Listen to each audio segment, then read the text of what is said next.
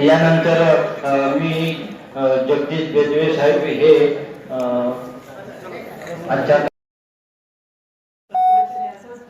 सातत्य टिकलं पाहिजे आणि स्पर्धेमध्ये टिकलं पाहिजे. तर दुसरी गोष्ट म्हणजे आता आपले काही बांधव सेवेतून रिटायर झालेले, तर त्यांच्यासाठी एक दोन शब्द, एक डॉक्टर असल्यामुळे त्यांच्यासाठी एक दोन शब्द बोलतो.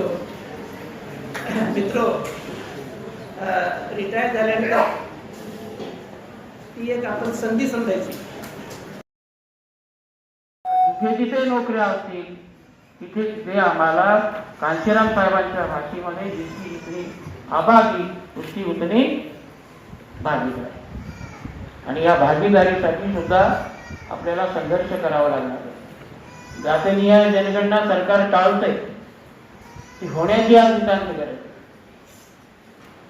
लोकसंख्या जर कळणार नाही, या देशामध्ये जनावरांची आणि घरातल्या टीव्हीची नोंद होते, पण या देशात कोण कुठल्या किती जातीचा आहे हे कळायला मार्ग नाही. आणि म्हणून या सभागृहाने चुकून पडल्याशिवाय कधीही देशोद्धार होणार नाही. सबब ब्राह्मण पुजारी व ब्राह्मणांकडून धर्म ऐकण्याचे सोडले पाहिजे, असं नाशिकच्या सभेत शाहू महाराज म्हणाले.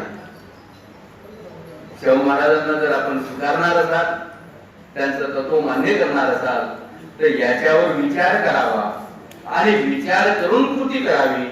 कोणावरही बंधन नाही.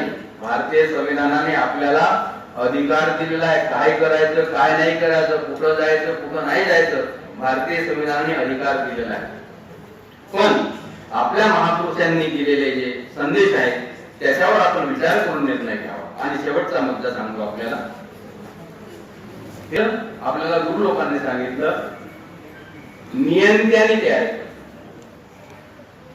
बायबल मध्ये म्हटलं जातं की हे गॉडने निर्माण केलं.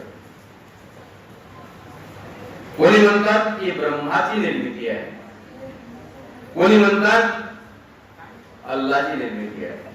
जगातल्या सर्व धर्मांनी एक दोन धर्म सोडले तर अशी एक विचारधारा समाजाच्या पुढे आणलेली आहे. याची तपासणी डार्विन नावाच्या वैज्ञानिक